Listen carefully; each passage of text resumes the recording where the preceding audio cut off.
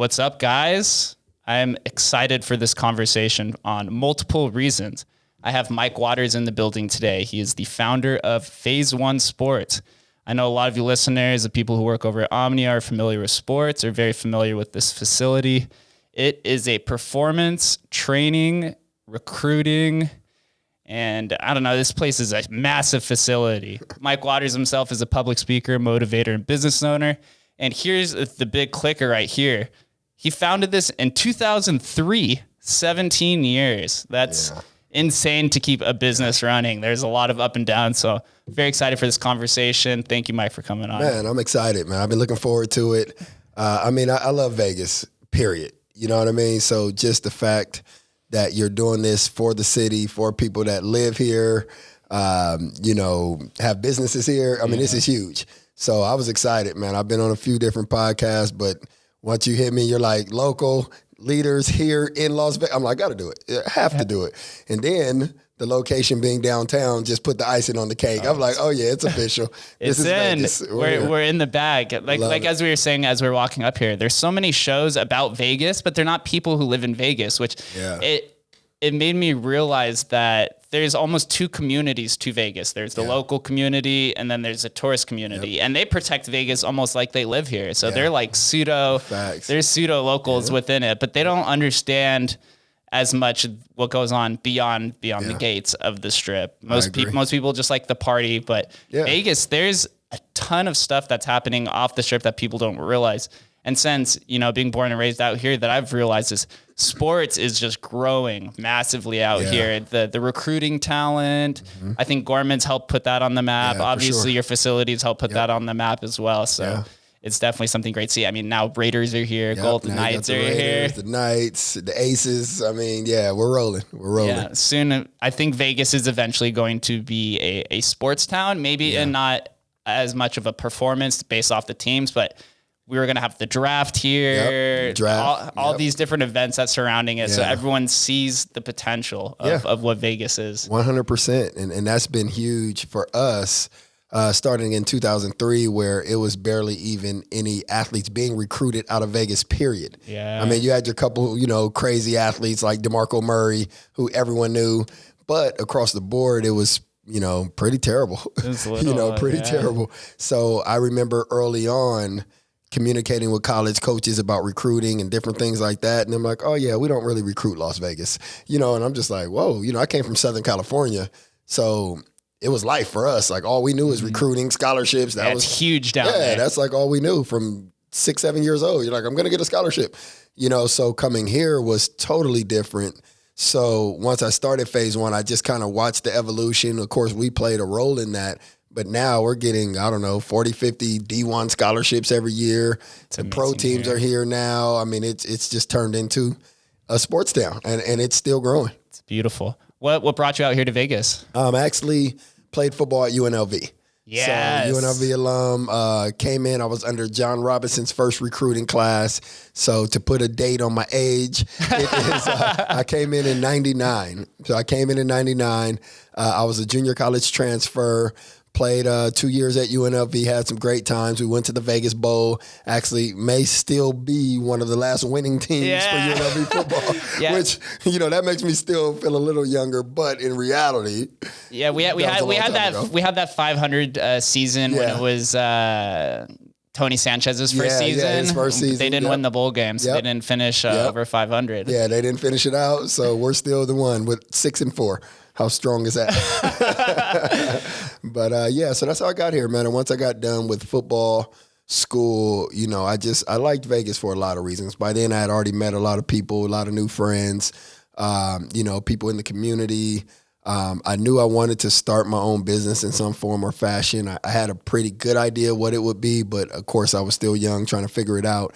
So the cost of living, everything so just cheap made back then. sense. Yeah, rent was like $400. Yeah. You know what I mean? And then in comparison to California, where most of my friends were, either still with their parents or moving back in with and so it was just like, well, I could just stay here and try to figure it out. And so I did. And that was 20 years ago now. What position did you play over at UNLV? Running back. Okay. Yeah, running back, about 15, 20 pounds heavier than I am sitting right here, but that was it. It was a good times. Good times.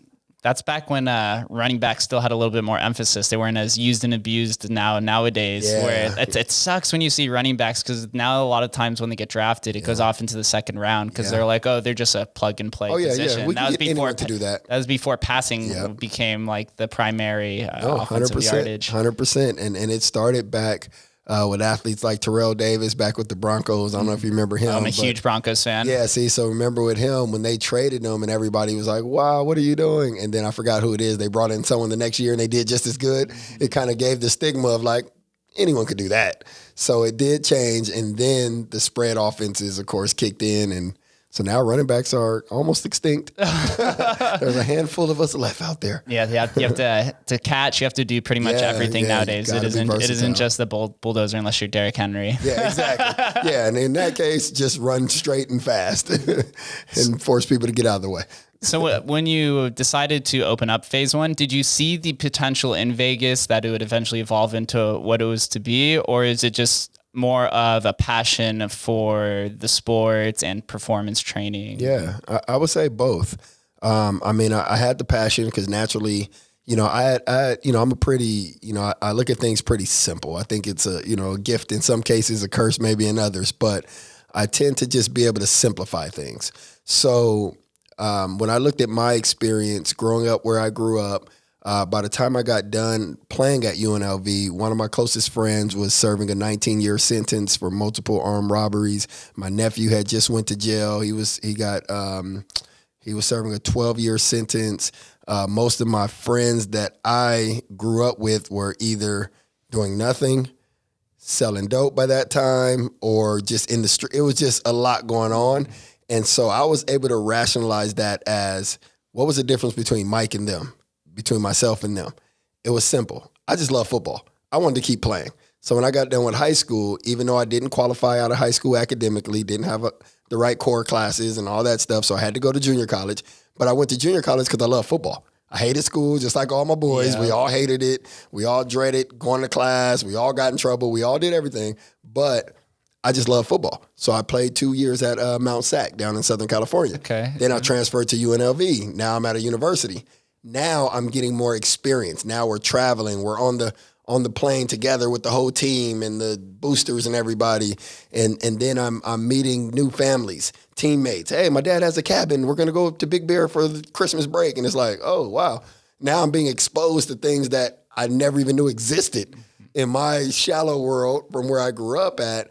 And so by the time I got done, I literally simplified it as, if I can grab young athletes, especially a lot of younger inner city kids, and just use their passion, because most of them love football, basketball, baseball, whatever their sport is, they love it. If I could just use that and say, okay, since you love it, we got to take care of school, got to take care of academics, you got to go to college, we got to get you ready for a scholarship. I'm just feeding off their passion. That's so important. That's it. When I went to SHAP, I played football and ran track over there, and our teams were just always plagued by just bad grades. Mm-hmm. By my senior year, we ended up, I'm almost embarrassed to say this, but we ended up going 0-10 my senior year. What year did you graduate? 2010.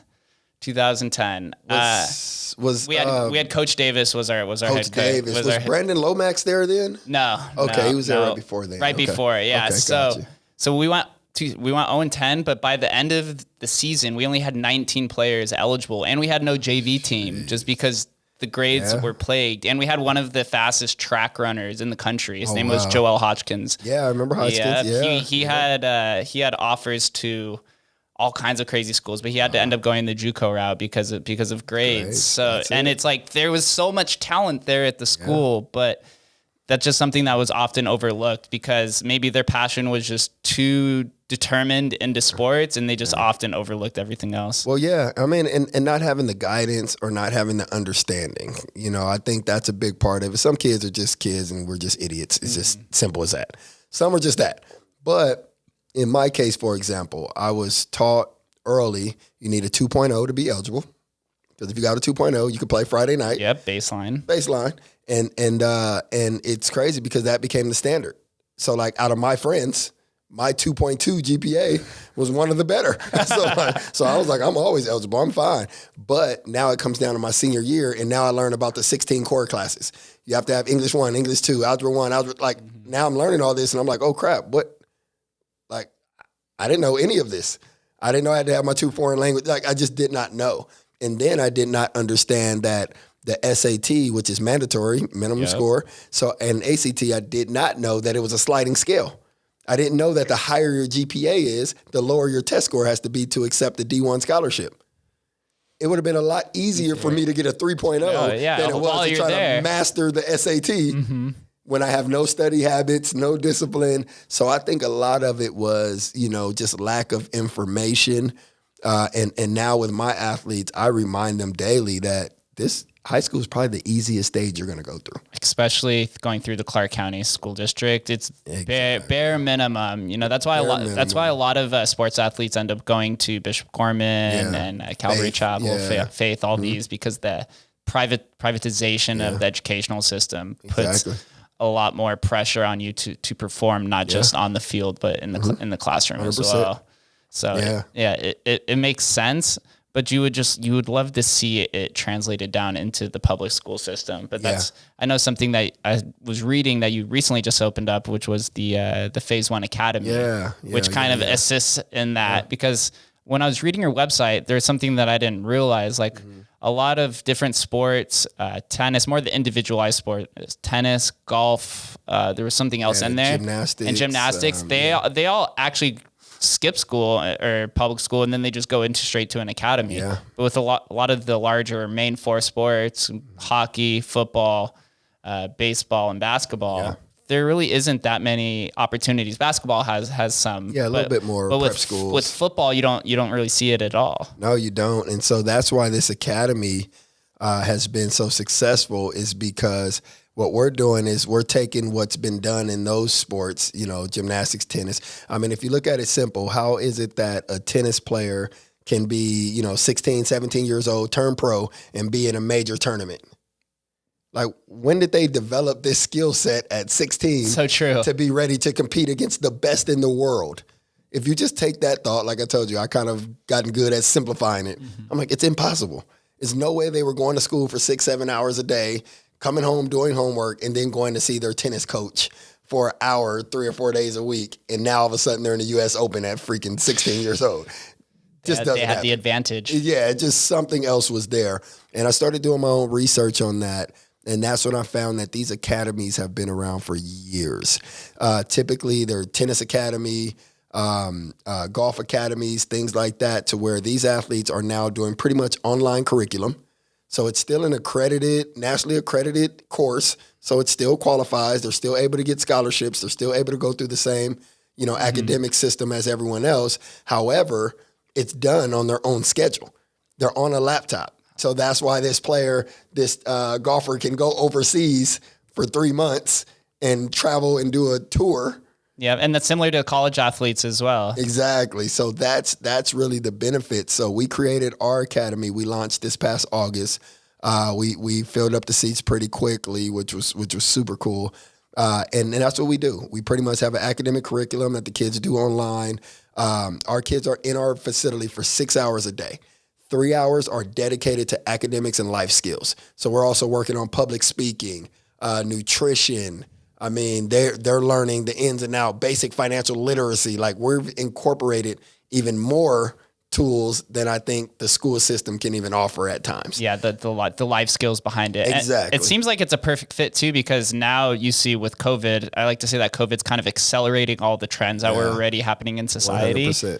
I think school is going to be eventually just completely online in the future, maybe by the end of the decade or so. And a lot of colleges are going to transition permanently to that. Yeah. So if you can get high school students or middle school students on a accredited curriculum through your academy, then they're definitely ahead of the game. 100%. So how do you get accreditation? Do you have to speak with the school system? Yeah, there's a couple different options. If you look at the most simplified version of it, it becomes basically like homeschool. Okay. So, just like any other parent or any parent can go declare their kid for homeschool. They could pull them out of the system, put them in a private academic curriculum. So what I've done, I've partnered with two major corporations or groups.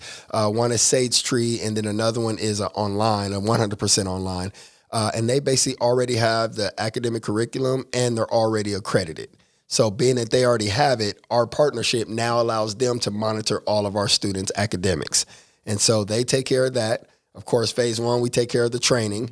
We have a teacher's assistants, teacher aides, we have tutors, pretty much the full program. So during that 6 hours, we're able to accomplish their academics, their life skills, their training. We do meal prep, so they get a meal every day. Perfect. So by the time you pick your student up at 2 p.m., it's done. Like, you can rest assured. Academics done, training's done. Now they can just go hang out with the family. Or if they have practice that night at 6 or 7, that's all you have on your list, instead of the scramble of trying to fit everything in every single night of the week. So it works out well. That's perfect, because the modern day athlete isn't just tied to sports now. There has to be a media presence. You have the communication, interviewing. I mean, it's crazy. Yeah, it's pretty elaborate. Is this K through 12? We are going 6 through 12 right now. 12. Yeah, okay. Yeah. Just because I like that kind of 6th grade at middle school, because they're like kind of mentally at that stage where they're starting to think like, what high school am I going to? You know, is this the sport I'm going to play? What position? So they're really starting to process a little bit more in that 6th, 7th grade. And so that's what we decided to start with. And is this football, just football? Oh, all sports. All sports. Right now I have soccer, football, basketball. I have a wrestler. I have a tennis player, a little bit of everything. So, yeah, we got a nice mix. I guess that would make sense, because I'm sure the curriculum is relatively the same. And then the training, you have different facilitators in there as well. Yep. Are you in there on the groundwork training these? I love it. I'm in there pretty much every day. When I leave here, I will be in that gym probably for 6 hours doing absolutely nothing but irritating everyone. My sole job is just, it's accountability. I like being in the building. I like, pushing the athletes and kind of being there for them. Or when I see someone's a little bit off, I can pull them aside. So I like still having that relationship. But I've also grown a very strong team of trainers that are able to get it done. I mean, my performance coaches are all over it. Most of them are more certified than I am, more education, and we're putting out some great results, and it's allowing me to focus more on the building, the business, the marketing. Yeah, you have to be the visionary. Yeah, I have to keep it going forward. And they make sure they maintain and put out the results that we need. Yeah, that's Steve Jobs used to always say that if he was the smartest person in the room, then he's definitely doing something wrong. Yeah, it's the wrong room. But you have to be the image. As we were talking about social media before we started recording. Whoever is the CEO of a business, you're directly reflected on what the actual business is, right? Like when people think of Apple, you think of Tim Cook. When you think of Tesla, you think of Elon Musk. That's why when Elon Musk was smoking weed on Joe Rogan, the stock tanked, even though it has nothing to do with the actual business. Obviously, that may be helping him with his idea, but everybody's like, "Oh no!" Yeah, freaking out. 100%. So you have to play more of a role into social media and all of these different natures and functions. Yeah, the gift and the curse. The gift and the curse. I love it, but then I hate it. So it's awesome. So let's go back a little bit. Yeah. To when you founded Phase 1 in 2003. Yeah. And now that you've expanded out into all these different facets of the business, what was the major focus when you had first founded it in 2003? So when I initially founded, I learned a lot in that first year. I mean, the first thing that I learned was I had an appointment set up with a lady named Anna Seifert, and I never forget this. It's a huge part of where I am today. So I had an appointment set up with Anna. She was the director of like the SBA, Nevada Micro Enterprise Businesses or whatever, and someone just randomly had said, "Hey, you need to meet with her. She helps businesses get started." She's the Small Business Administration. Yeah, exactly. Yeah. So it was just real basic. So I go in and I meet with her. It takes me like a month to get this meeting because she's super busy. And I sit down and she's like, "Okay, cool. What do you got?" And I'm like, "Yeah, I want to start this program, helping athletes get scholarships, A, B, C, D." And she's like, "Okay, perfect. Show me your business plan." And I was like, "So what? What happened?" She's like, "Yeah, your business plan. Where's your business plan?" I'm sitting there literally at her desk with nothing. I don't even have a backpack. I don't even think I had a notebook. I'm just like, I don't have a business plan. So she's like, "All right, cool. Your first mistake. So here's an outline." She gave me this full outline, and here's what's crazy. Make a long story short, it took me about a month and a half to finish this business plan because it was like market analysis, competitive analysis, budgeting, everything was in there, projections. And I'm just like, I don't even know what's going on at this point. I'm just making up stuff. I'm Googling stuff. I'm just doing whatever I can to figure it out. I finished this business plan. I printed out. I even, back then I'm old. So I went to Kinko's, with the good paper. I paid the extra to get the good paper. A little laminate. Yeah, they always ask you like, what paper? I want give me the thick one, the good one. So I do that and I put it in a little folder and everything's good. And so I take it to her. She opens it up, pulls it out the folder, grabs the paper. She flips through it. She's like, good job. Good. And then she takes it and rips it in half. I'm like, what is wrong with this lady? She's crazy. And I think I'm crazy too, so I'm going to kill her. I think we're going to die. So I looked at her, I'm like, and she goes, here's your first business lessons. This is your plan. This is your business plan. But in business, you need to be able to adapt at any time because things are always changing and it'll never go as you planned it. So that's why I ripped your business plan up. I'm like, why we couldn't just discuss that? So that day, I knew she was the right person. You know what I mean? And literally, she spent probably the first 12 to 18 months just mentoring and coaching every class that they had for SBA. Because what I realized is there's a lot of businesses, especially gyms, which kind of the category I'm under is a gym. A lot of them that are going out of business like monthly. I mean, there's ones that I love and then they disappear. There's people that I know that invest crazy amounts of money into opening facilities and 6 months later, they're like, hey, you want to buy some equipment? We're going out of business. And I'm like, so I knew it wasn't the training because these were great trainers. These were great people. It wasn't that. So what is it? I narrowed it down to it's the business. They don't understand business. They don't understand how to make a business work, the marketing, the budgeting, the details, everything that goes into it. So from that day that she ripped it up, I knew that was my deficit. Training's easy. I've been playing football my whole life, working with athletes. I could train anywhere. I can train in our studio right here. I can train you right now. Easy. But do I know how to run a business? Do I know how to do a budget? Do I know how to make the right decisions when it comes to lease and tenant improvements and all these kind of things? So I set out to learn them. And literally to this day, I can say probably about 3 or 4 years in, I became equally as passionate for business as I have been about training and the athletes and the results. And now I wouldn't even be afraid to say that the business is even a little bit higher because now I have trainers and teams that are doing a lot of the execution stuff. So I'm able to talk about podcast and marketing and strategy and develop programs like our academy. I pretty much sat in my house for like 2 months, just brainstorming, whiteboard. And then when I brought it to the team, they're like, let's do it. That's the perfect idea. As a former business owner, I know that struggle, but an effective founder CEO, you have to be able to pull yourself away from the working machine and then it should be able to function exactly as the way you want it, or else you're nothing more than just a manager. You're not a visionary or a CEO. Sometimes it's hard to go through that though, because it's your baby. You groomed it. You were in there. That's the hardest part. You were in there doing the nitty gritty for years. But then once you start delegating tasks out, you're like, you have to trust people that they're basically an extension of your mind and your vision. Yeah, that's very true. That hiring process in the beginning is tough. It is very tough. And so my massage therapist, we were talking last week, right? And she said, I had never thought about it this way, but because, she knows I started Phase 1. We're almost 18 years in. We're pretty close to 18 years. So what was funny is, she's like, man, you seem like you've been doing well, because she's my massage therapist / therapist, period, I guess. So she's like, looks like you've been doing good, whatever. Body feels good, everything's good. So she's like, well, how have you been lately? And I'm like, well, I'm getting better at being able to kind of separate and just focus and be creative and not feel like I have to be here every minute of the day. So I'm getting better at it. She's like, yeah, no, it'll take a little bit of time. And I'm like, yeah, but she's it's been 17 years. And then you know what she said?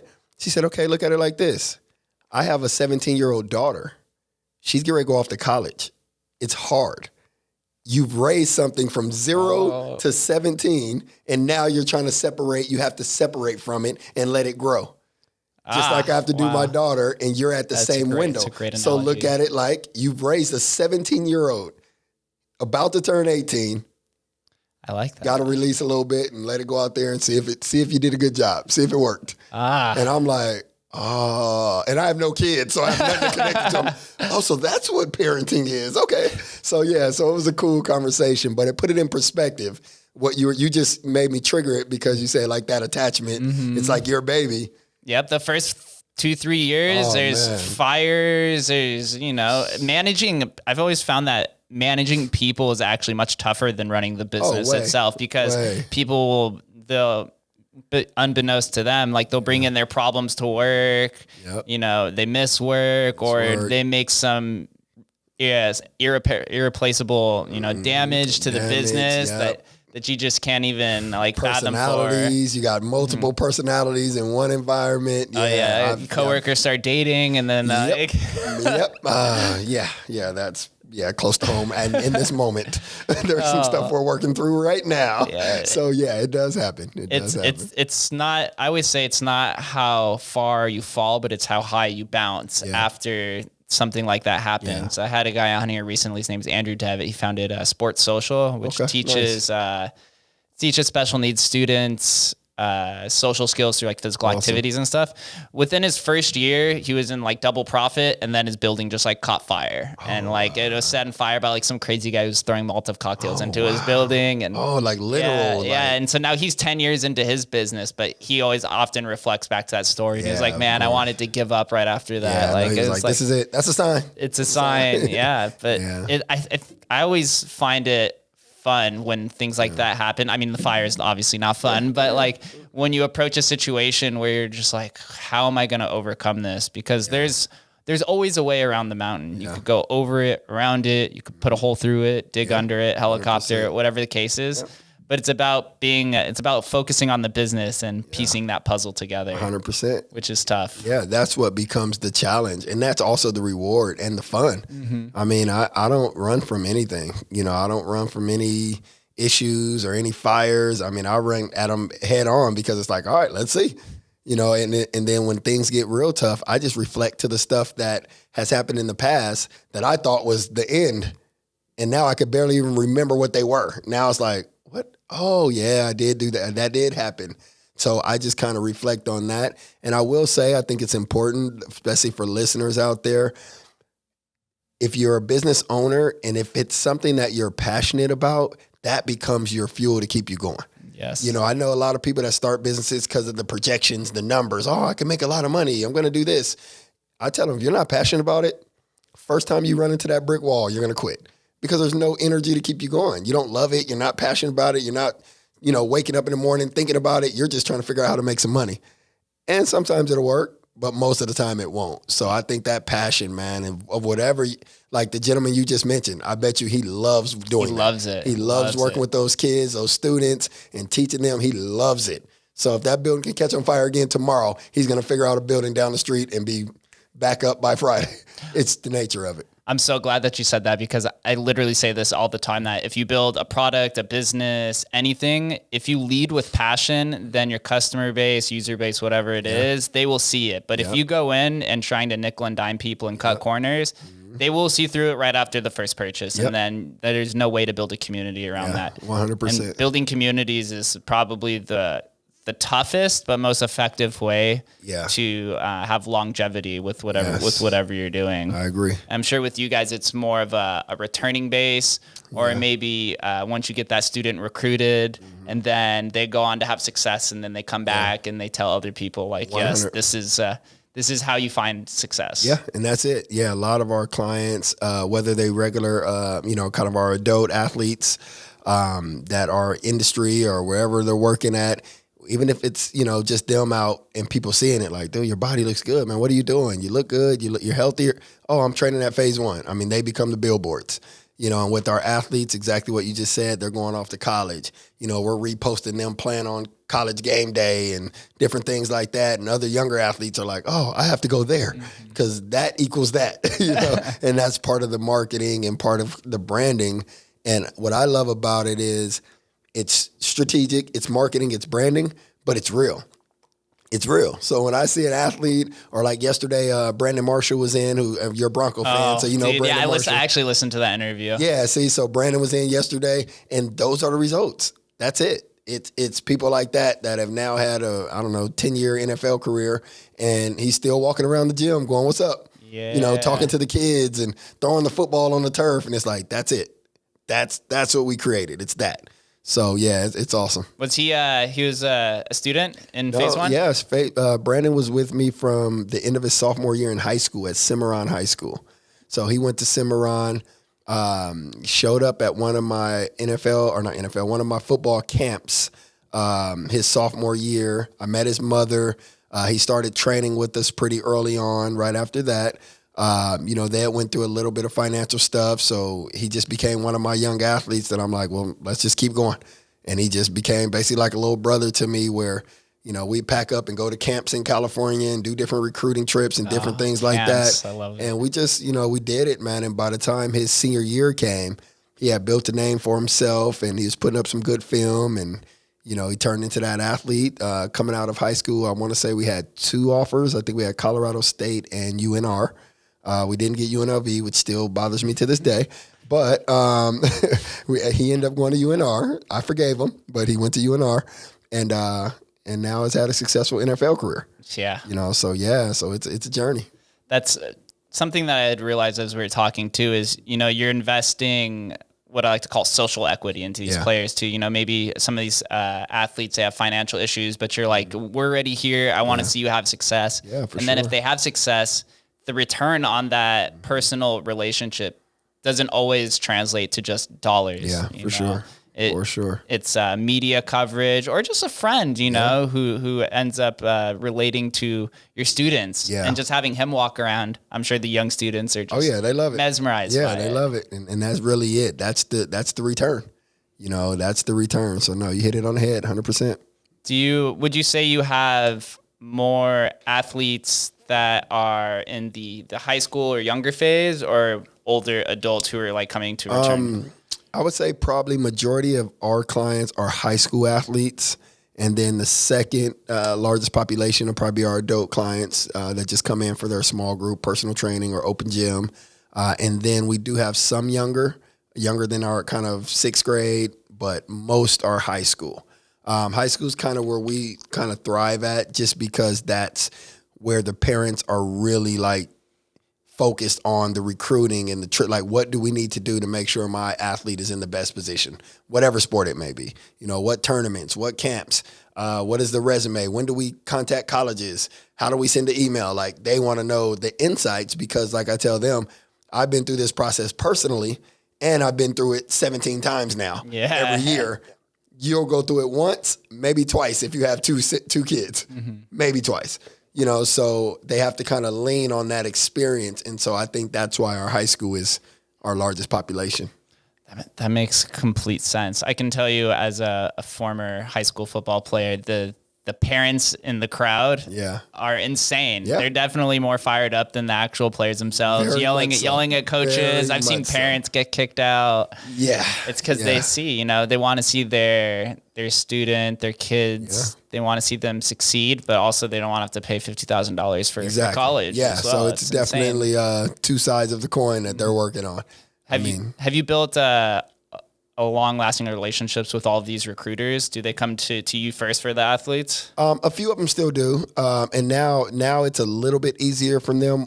My early years, I had like major database of college recruiting coaches. Back then, it was a little bit different. The college coaches had to rely more on people like myself in every area, every city throughout the country to get like the insight. People that are on the ground floor, on the grass level, like, who do we need to know?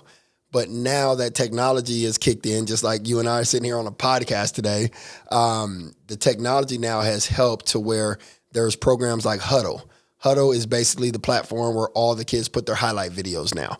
So now every time a game is played Friday night for football, for example, that full game is uploaded into Huddle. And now a kid can go in there and edit and make their own highlight video and grab the link, just like a YouTube video, and send it off to every college. Now a college coach could actually go in and watch videos on there. You have Rivals.com, Scout.com, 24/7. These are all like huge national databases for every sport. And they do all the rankings. He's a 5-star. He's a 4-star. She's a 3-star. So now college coaches, I say they're lazy, but in their defense, it's easy now. They can log into 24/7 and just say, I'm looking for a running back. I want the running back to be between 5'10" and 6'1". Yeah, just and I want him to be between database. 180 and 120. Or excuse me, 180 and 200. I want him to rush for 1,000, whatever it may be. Hit enter, it'll populate. Oh, that's Now, so beautiful. let's narrow that down to the 3-star or higher. They got to be a 3, 4, or 5-star. Boop. There's my 17. Their school information's there. Everything's there. Send that to the secretary. She sends letters out, and you start the recruiting process. Oh, it's so easy now. Whole different game. Is Max Prep still around? Max Preps is. So Max Preps now is geared more towards game updates. Okay. So they do a lot of tracking of games. Max Preps is where you can go on like live Friday night at halftime and see like scores around the valley. So Max Preps is still doing a pretty good job. But some of these other ones have came in and just, when I say dominated, it's like. That's beautiful. Yeah, when I'm sure this, you can resonate with this too, but when our coaches had to record our football games, it was terrible quality. Terrible the quality. Old VHS camera like this big. Yeah. The tripod, the angle's terrible. Mm-hmm. Yeah. But you run out of the screen and back in, you're like, what was that? He comes back, you're already in the end zone. Yeah, exactly. Like, you missed everything. I'm gonna put that on my highlight video. Yeah, it's just me dancing in the end zone. Totally different. Totally different. Now they got the those big mega tripod things that go all the way up. They're like 30 feet to where they're above the field goal post, getting the angle, the same angle you get in college. I mean, it's turning into, technology does what technology does. It's beautiful. Makes everything better. I love it. As far as the recruiting, as far as recruiting athletes, what outside of what they do on the field, what would you say is the most important metric in terms of to get recruited? I think work ethic and commitment. I think college coaches now, since they are able to select directly, it's a lot easier to determine the athletes that are committed to being athletes, whatever the sport. I mean, if you look at it, if I simplify it, if we take football, whatever, basketball, soccer, I don't care what sport it is, if I line up 3 or 4 athletes and we're assuming their skill level is pretty similar, I'm going to be able to look and determine which ones are committed to being full-time athletes, who's training, who's eating right, who's committed. I use social media now as coaches. They use social media to watch athletes. Let me follow him on Twitter. What is he talking about? What is she talking about?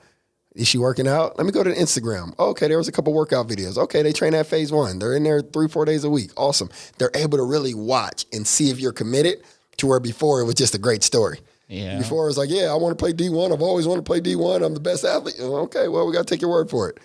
Now it's like, but I've been following you, and it looks like you like to go to parties is really what it looks like you like to do. Now, is that the kind of athlete I want in my program? Probably not. Yeah, they're pretty much there with you every day. Yeah, so now they're there, and so we have to educate our athletes on that whole process. And now I tell them, like, we screen their social media. We actually do social media training in the academy. Like, what should you post? What shouldn't you post? You can put your shoes on there. That's awesome. We're all good. Your Jordans. Got it. Limited edition. Perfect. But let's not put the house party that you and your friends were out on Saturday night, because if I'm a college coach, is that really who I want to recruit? Why don't you just wait until Monday and post your next workout? Yeah, we see a lot of even professional athletes making this mistake. Exactly. Who was the football player that posted a picture of him taking bong hits right before the draft? On draft literally day? right before the draft. I was like, oh man, and he fell. Yeah, literally fell big time. Lost millions of dollars off of one bad decision. That's crazy. Yep, but that's what we have to educate on, which, is a part of the process. I mean, it's just like we always talk about, social media has so many gifts. There's a couple downsides, and that may be one. But I tell my athletes, if you're committed and you really want to be it, you shouldn't have to worry about it. You shouldn't be doing anything that you can't boast. You know what I mean? At the end of the day, you shouldn't be taking a bong hit right before the draft. So is it social media's fault because you got exposed? Or is it your fault because you took a bong hit 2 days before the NFL draft? Like, how do we balance this out? I'm trying to do it for the clout, coach. Yeah, it got you the clout. Yeah, it definitely boosts you up. A different kind of sponsorship. All the dispensaries. Does Phase 1 offer any sort of things that are outside of performance enhancing? Is there any sort of like recovery metrics therapy, any sort of like eccentric modalities that isn't just in the gym training and sprinting and running? No, we definitely do. And it's actually one of my newest kind of projects I've been working on about the last 12 to 18 months. So right now we have full body cryotherapy, which a lot of people love cryo. Even though it's getting cold in Vegas, people are still popping in for the cryo session.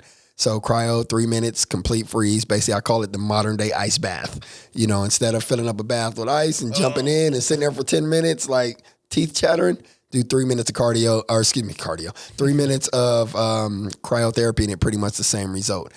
We also now have 4 massage therapists or bodywork experts. So everything from cupping to dry needling to regular sports massage, active release therapy, fascia stretch therapy, or corrective exercise. A lot of young athletes have these bad movement patterns. They don't know how to squat or their knees cave in, different things that I actually have therapists on staff in the building that can correct, fix, and give you some protocols, exercise to do to improve.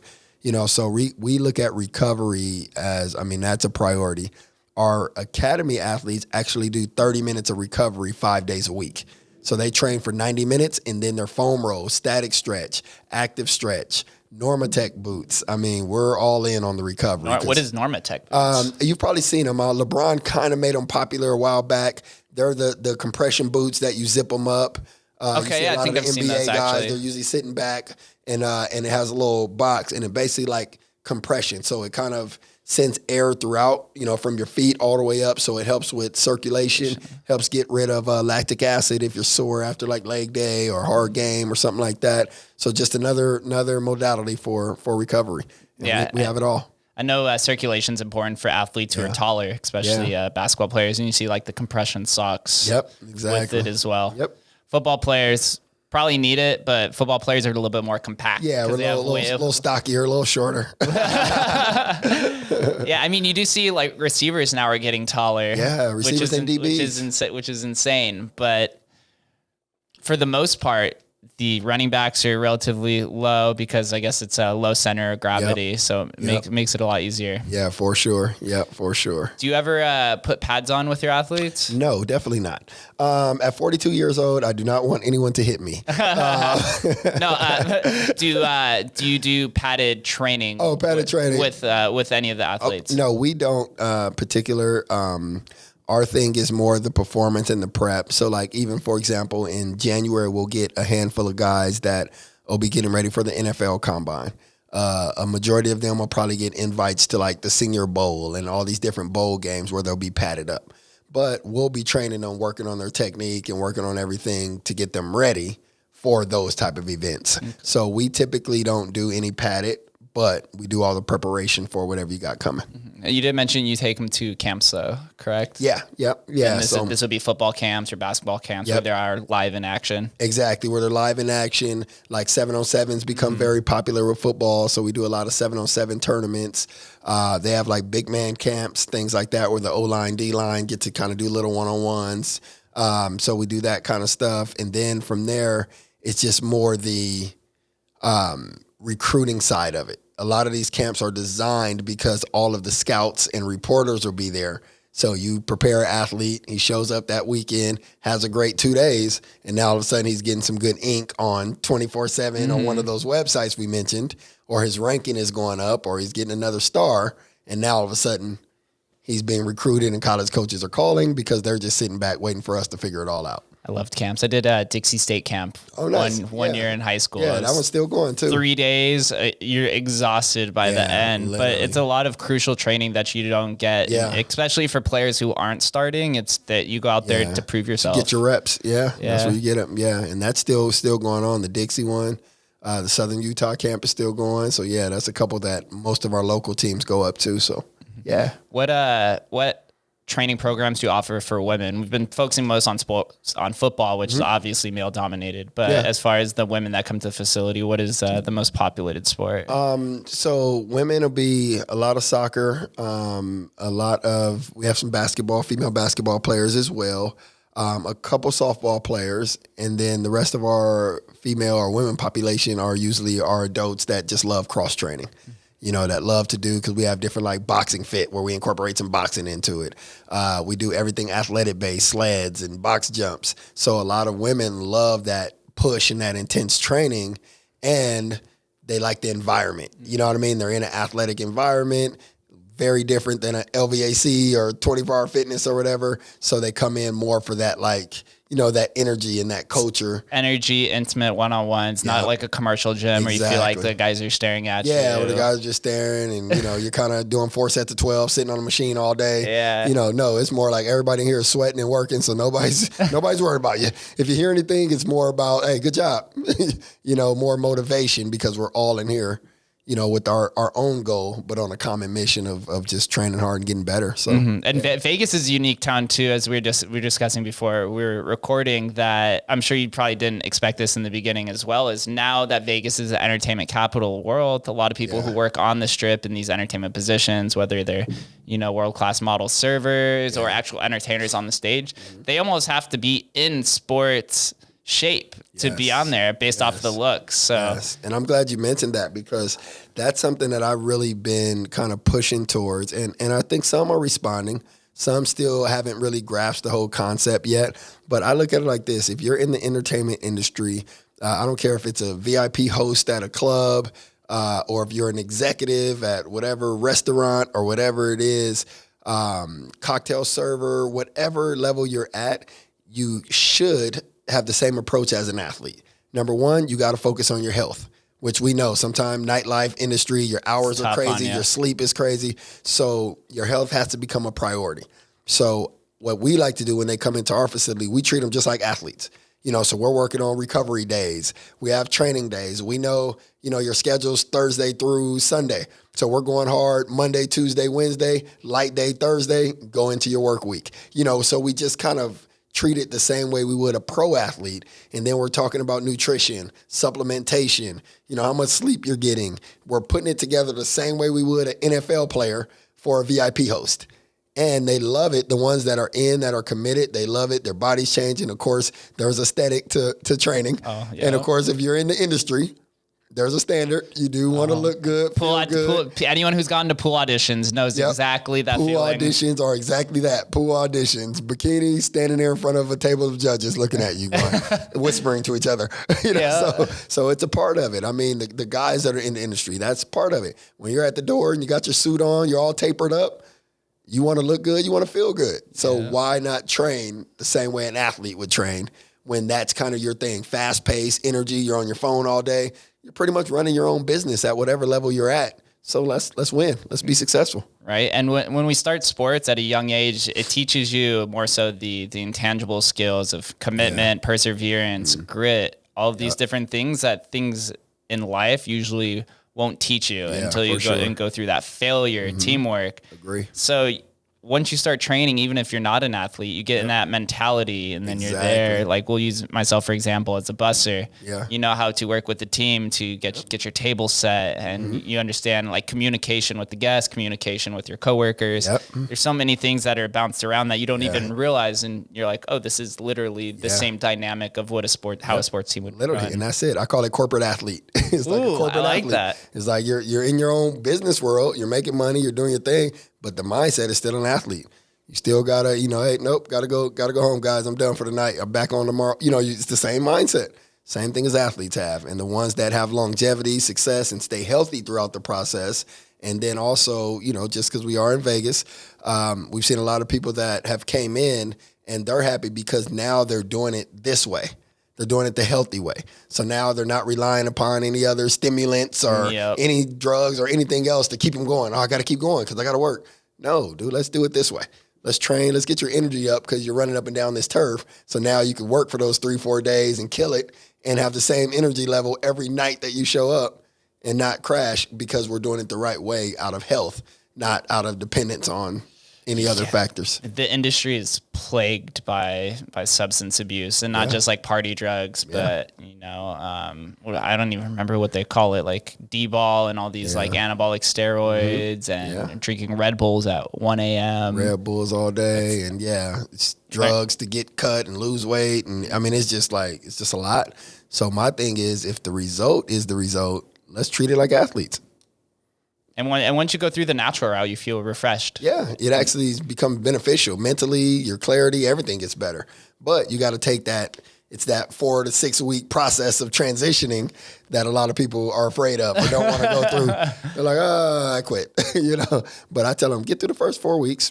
Between 4 and 6 weeks, your body will adapt, your mind will adapt, and you'll be like, cool, what you got for me? Yeah, it's that instant stimulus of social media that's kind of put us in this like robotic state where anything that isn't instant gratification, exactly, people kind of want to give up on it, even though it takes this long, 4 to 6 weeks or sometimes even longer. Yeah, sometimes it could be longer, but I mean, typically that's when you start to have the endorphins and the feeling of like, okay, I feel better, I'm healthier, I just feel it, I'm sleeping better.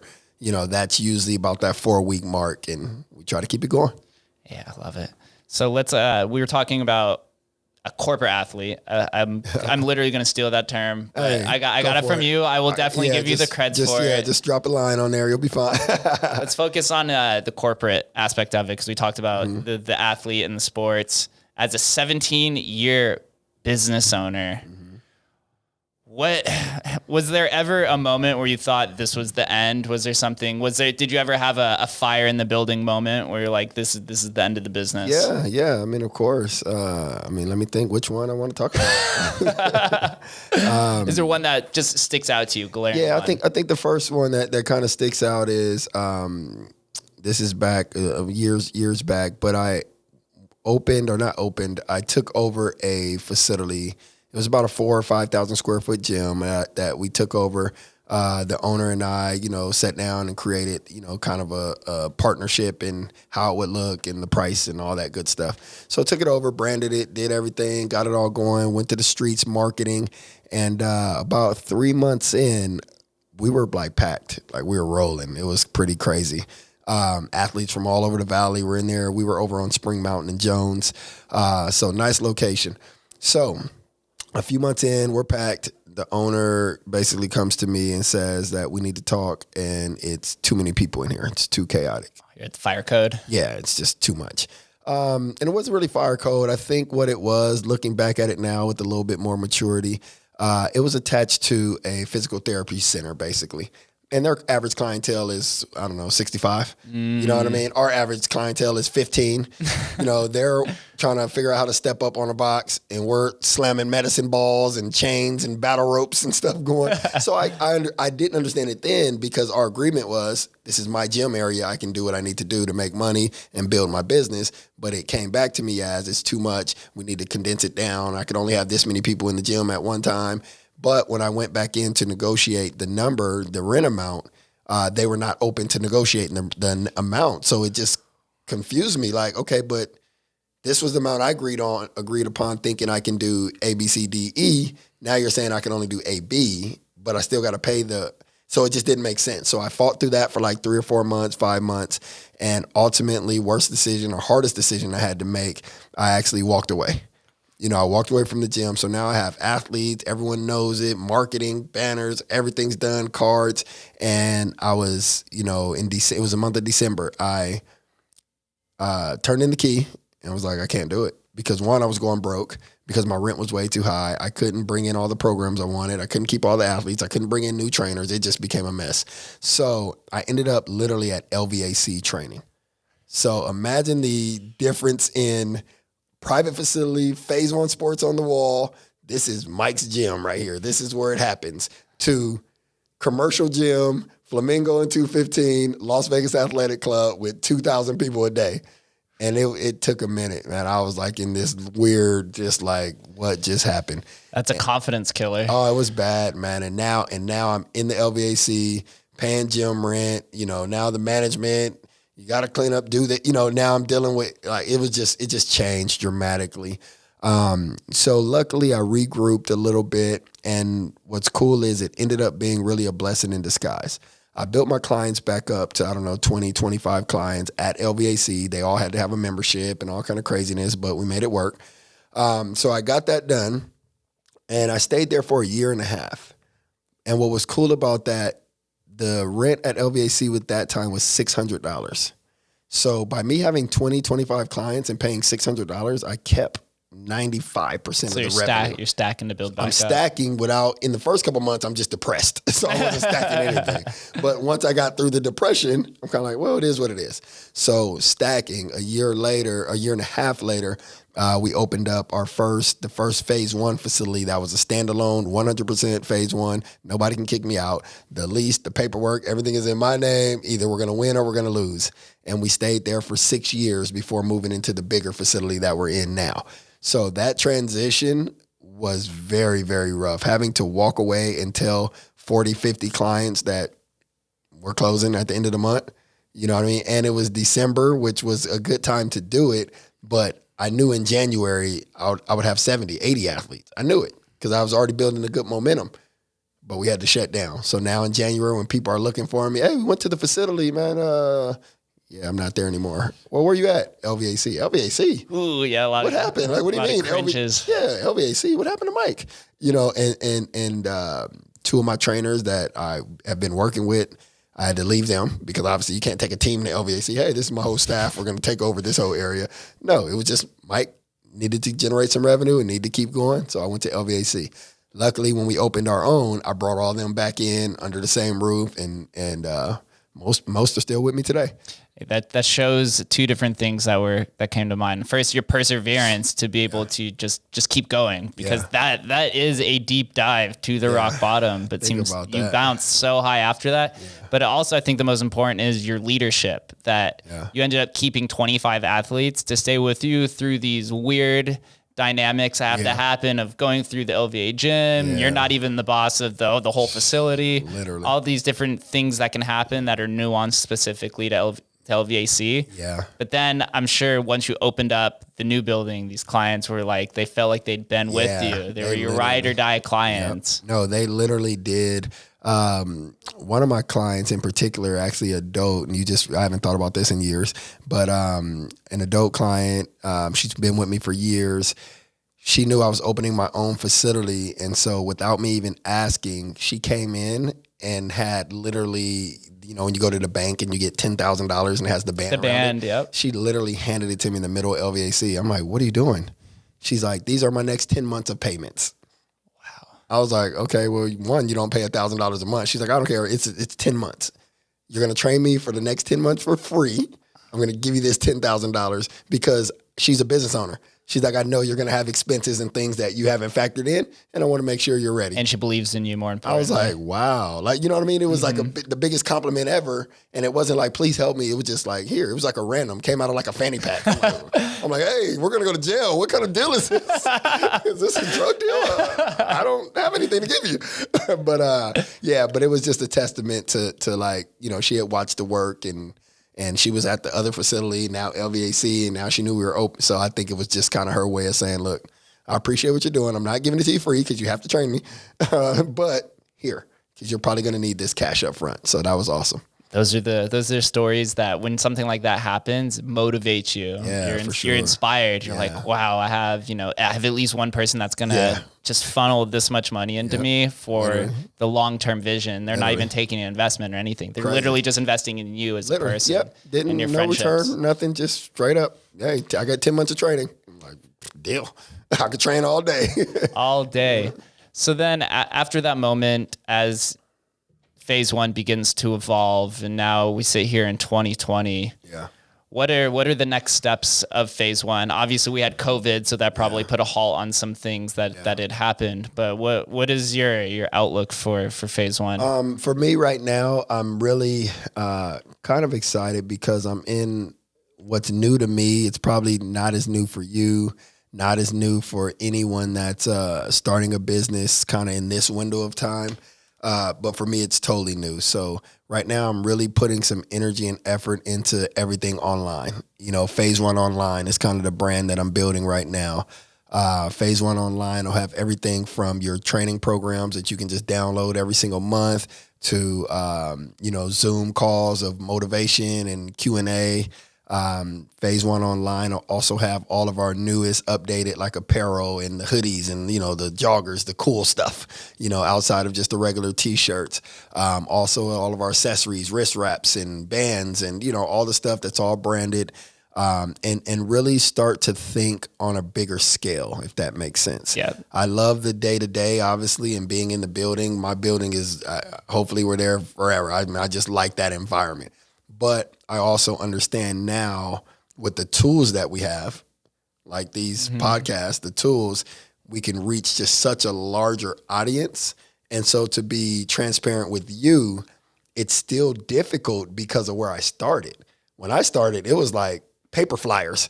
Like I was literally like cutting flyers in my bedroom and having my friends help me hand them out, to where now everything is IG and social media and Twitter and Facebook ads and all this other stuff so it's new to me. You know what I mean? It's new. And because I've made it so far without any of it to where now I'm like, well, let's see what's out there. And the tools now in the online digital space, it's probably much easier to do than it was, physically handing out paper flyers, but it is much more time consuming now. As we were discussing before, you have to create different content for different platforms, which have different communities and different visions, and it makes you inspired in different ways. But totally different. It's cool that you are, as we talked with your mentors, that you can never predict what's going to happen in the future, but you have to be able to hop on wherever the future is going to lead you. Exactly. And now COVID has accelerated everything into the digital space. Yep. And so you have to prepare for that. 100%. And you have to be able to recognize the different patterns that are forming ahead of you. That's what sets the difference between a business owner and a business leader. That's true. Got to lead the troops into the future. Yeah. Yep. Where there is no vision, the people perish. And it's something that we didn't mention and you didn't mention is you actually have a podcast as well. Yeah. Winner's Mindset. Yeah, I do, man. And I've been having a good time with that. And, to my listeners that cross over and listen to this one, I will be more consistent. But yeah, so that it's Winner's Mindset. And so far I'm having a great time on it. I had a couple cool guests on there. And a lot of it is just like short, 10-minute, just more mental motivation. I think the last one I did was don't allow yourself to create excuses.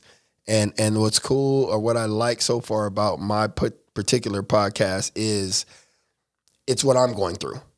Like, I realized that I was creating excuses a couple weeks ago. Literally, I just felt it. Like, you just feel it. Like, I should do it. I don't need to do it today because or I did this, so I don't need to do. What are you talking about? And you hear it in your own head. And so once I recognized it and I checked it and was like, dude, no excuses. Get done what you need to get done, and that's the end of the story. And then I said it and I went through it. Now I'm 2-3 days in, so now I'm all motivated again. So I'm like, I need to share this. People should not allow them something. But I love it because it's real. It's exactly what I'm feeling and what I'm going through.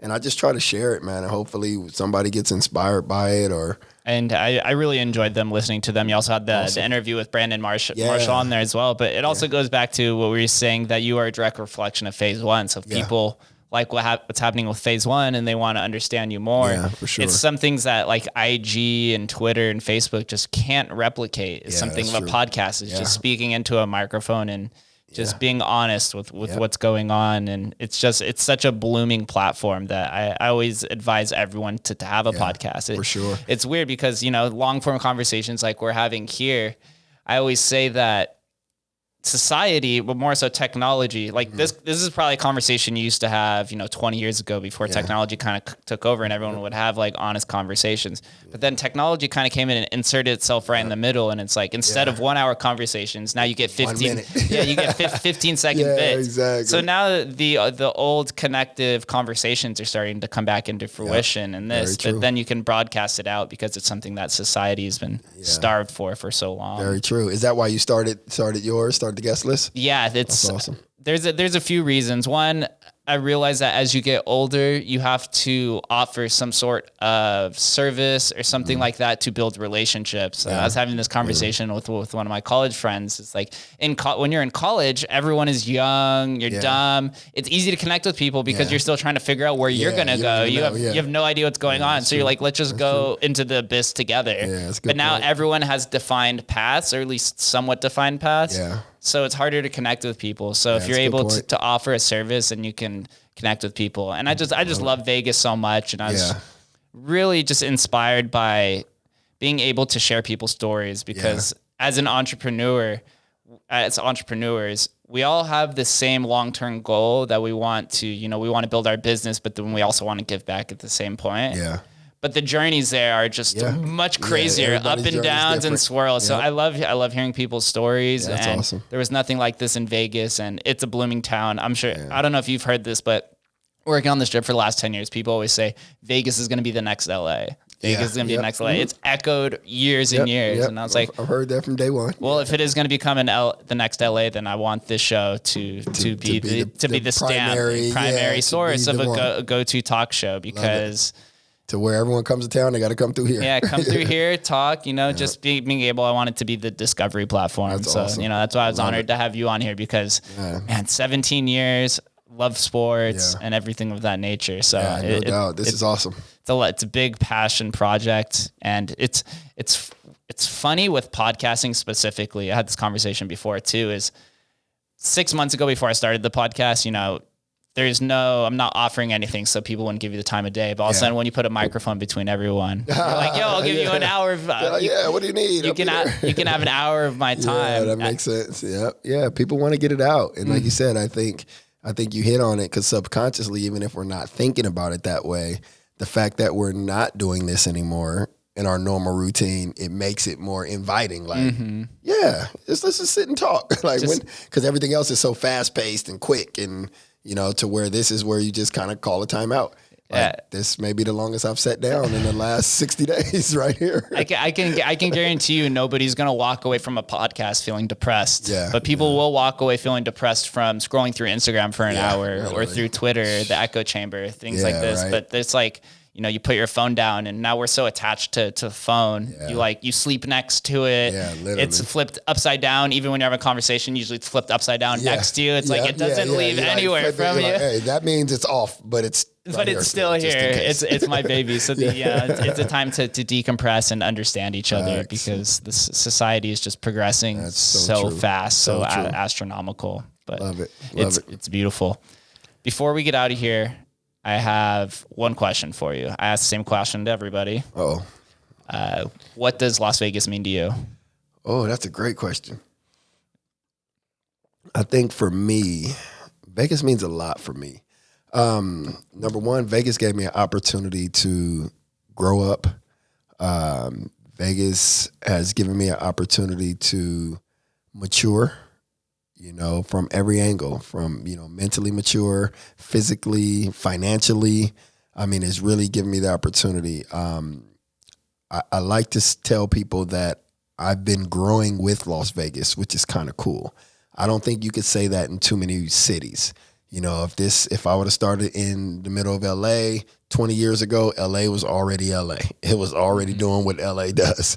But here, I've been able to grow with the city of Las Vegas. So when I see the expansion and the new buildings going up and the Raider Stadium and all this, it doesn't shock me. It just feels like we're all growing together, if that makes sense. I watched the growth of Phase 1, for example, and I remember years ago I used to think, man, I wonder if we'll ever have an NFL team. I know with the gambling, they might not let it, but I just kind of always felt like it's got to be a possibility. So I just watched it, and I'm able to develop it, and now I would say the last 4 to 5 years, I've made a pretty strong commitment that this is where I'll be. I can't see myself, even if I close my eyes and go, move to California right now, I can't see it. Even if I say, okay, you have all the money in the world, now, are you moving to California? Like, probably just visit more, stay at some nicer hotels, stay by the beach and hang out, and then come back to Vegas. You know what I mean? So I really can say that at this particular time and stage, I feel like I'll be here. And Vegas has really meant a lot to me for the development, the time, the energy, and the response. I mean, people in Vegas have responded. When we do something or we have a camp or just starting Phase 1, people that in the beginning that didn't even know what the heck it was. What is it? What is recruiting? What do you do? Okay, well, all right, we'll come talk to you. So it's really been an open, welcoming place for me. And I see all the good that comes with it and even the bad, but I see it all. And I know that, I can reach a lot higher. I can accomplish a lot more over the next 10 years right here in this city. And once again, 10 years from now, I'll be telling you, I'm just growing with the city. Because by then we'll have an NBA team and it'll be chaotic and crazy. Like I say, it'll become mini LA. Yep. And at the end of the day, but guess what? We've grown. So now it becomes our LA. I love that, growing with Vegas. I haven't heard that response yet. So that was very beautifully put, because the thing with Vegas is it's a very passionate town about the city. There's the locals, but then there's also the tourists who even do podcasts about the city. So it's like the international city of the world that everyone just loves so much. Yep.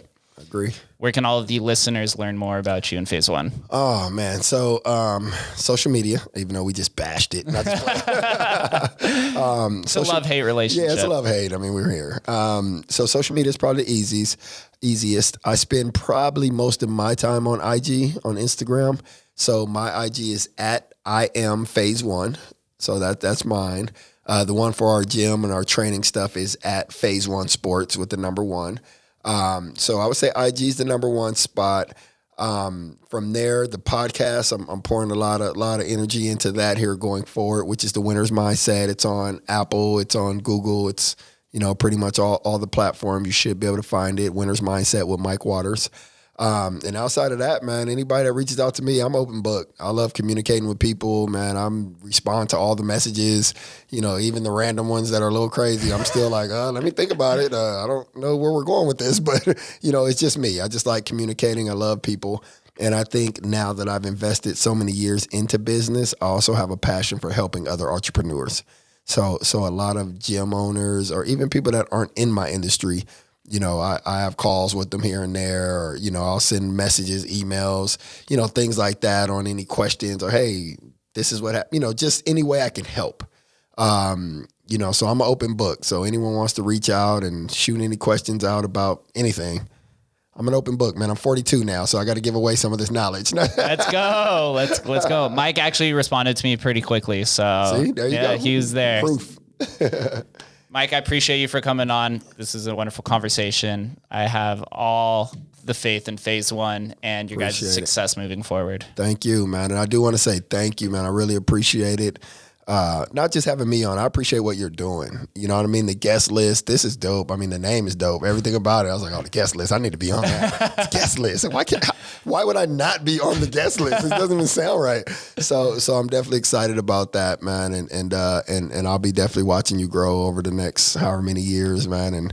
And that'll be it, man. I'll be looking forward to the day that Vegas turns into LA, quote unquote, and everybody's stopping through your podcast. They're like, I got to get on. I'm in town. So keep doing what you're doing, man. But I appreciate you. Thank you. I appreciate that, Mike. We're not quitting anytime soon, and I'm more than fortunate to have your support, and I will be following you as long as well and waiting until the next time that we do this. Here we go. Let's do it. Thank you guys for listening, and we'll catch you next time.